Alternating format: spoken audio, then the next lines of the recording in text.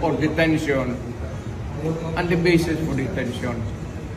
So, what is the law and what is the crime that I committed? To me now, the legal basis for my being here, as apparently I was brought here not of my own volition. It's somebody else's. Kung hindi ibang tao, ikaw siguro, because this is your structure. So you have to answer now for the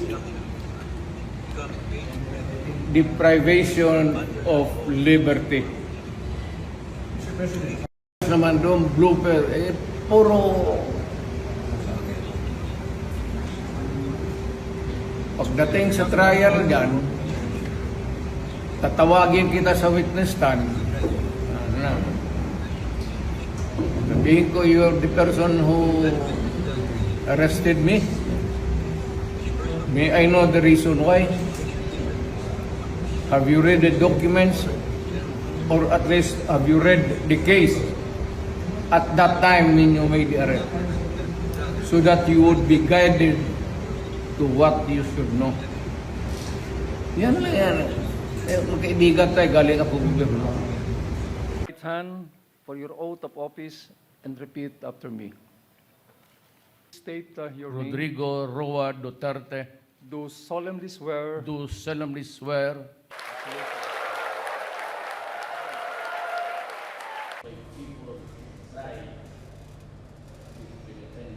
If you raise the flag of ISIS, that was the time I said, this cannot be done.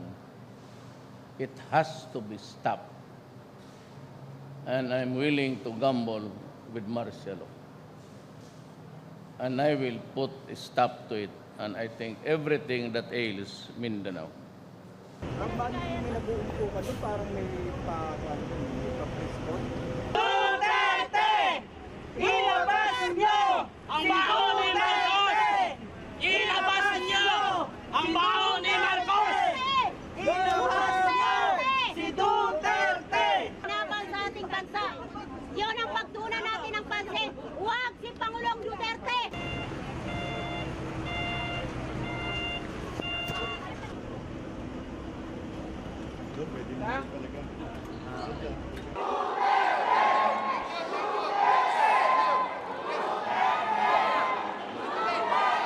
Nalungkot ako kasi hindi ko naman nakalain na aabot sa ganito na arestuhin siya. Kasi para sa akin din kasi madami naman siyang nagawang mabuti para sa atin. Tapos ganito yung mangyayari. Individual at organisasyon na walang takot na naging kritikal sa kanyang ilang libo ang kanyang ipinakulong sa ilalim ng mga gawa-gawang kaso.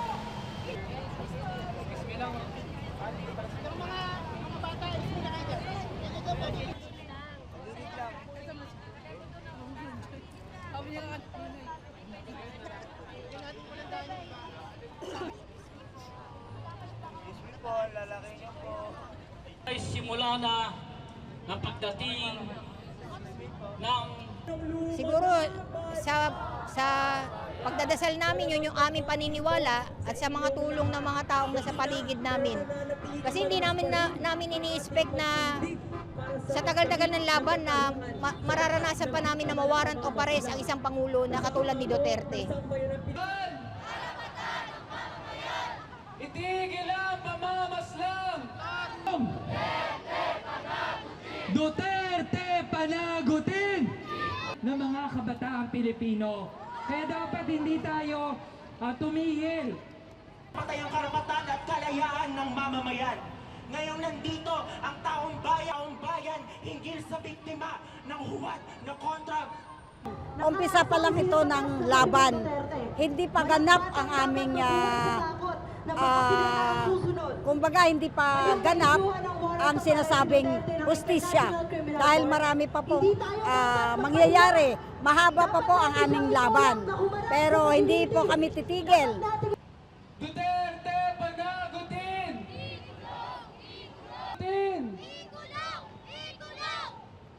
Itigil ang pamamaslang! Sa takot ng mga eskola ng bayan sa mga katulad ni Duterte, pasista at perpura. Dahil tayo ng kapirasong tagumpay. Ano sinasabi natin? Na walang ka ng isa.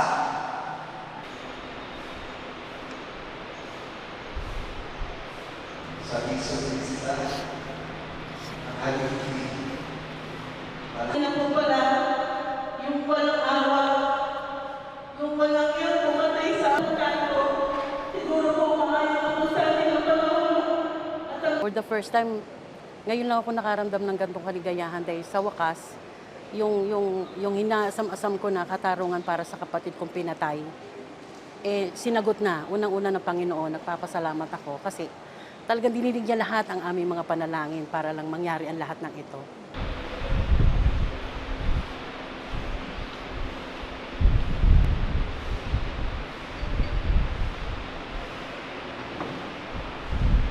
Para sa iyo. Paano tayo na tinanggap o tatanggap sa Kanya?